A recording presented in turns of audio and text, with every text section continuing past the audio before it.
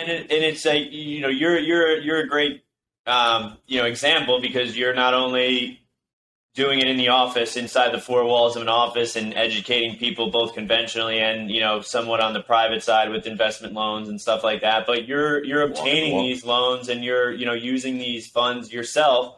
So just to pivot, kind of gears, you mentioned it a little bit earlier, you doing the investment loan similar to what First Equity does, kind of got you started, got the wheels turning in your head, watching these guys do this for buy 100, flip, put a 50 into it, flip for 250. Kind of let's kind of hear the start of your own personal investment journey, how you got started. Obviously we've touched upon the the beginnings of it, but what as a brand new investor, and how did you leverage your experience already that you had as the lender, in your hometown? What was, how did you use all your, personal network to get that started as well?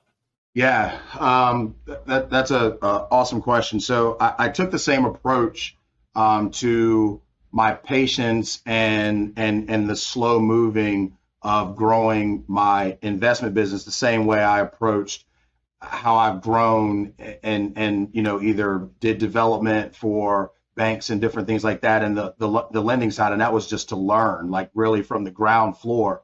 So yes, you want to walk in and you want to go to the seminars, and you want to walk away with, how am I going to get the money? How am I going to flip, like the HGTV shows? I'm going to do 10 houses at once, all these other things. But for me, I think it was first leaning on the local real estate agents in areas that knew the areas really well and where I wanted to go. They knew the market, and I also had appraisers that I could reach out to, so I would know what comps were looking like. I was just trying to build as much around me and learn as much around me as I could. So when I walked in, nothing is a sure thing, but I'm trying to make it as sure of a thing as I can. So the first house that we actually did, gosh, was probably like 2016, I think. And it was more of a opportunity because I knew a lot of stuff, but it was a family affair as well too. So my wife is an engineer, and she understands how to run CAD and all these other things. So it was a fun family thing for us to sit at the table to do and look at this house. And I know the numbers, but she knows the design. And and I'd sit down and watch her go to work with like this CAD and designing this house.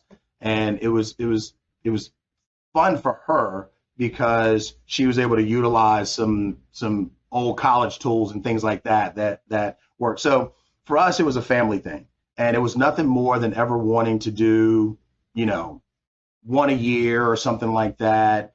And my father-in-law actually came in and saw what we were doing and said, hey, my money's not, like, what if I invested in this and took some money out of the bank because I'm not making as much on that, how could we work this out? So it was a perfect storm of things to really, I'm saying this, but it was going to be a teacher to me.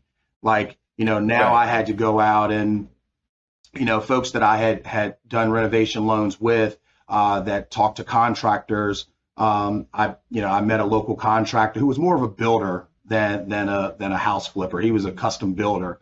But during that time, things were really tight. So he was pivoting on his business as well too. So it was just a perfect storm to teach a lot. The first house that I ever did, it was probably, to the first time investor, they would have ran. I mean, the foundation was gone, the roof, like everything. I mean, joists were rotted out. It was, but I had seen it. I had sat down and talked to folks who had done that.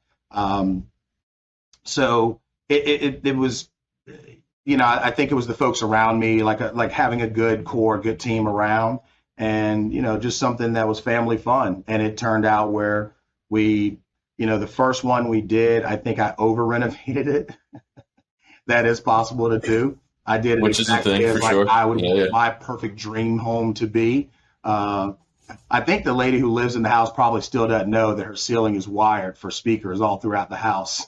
but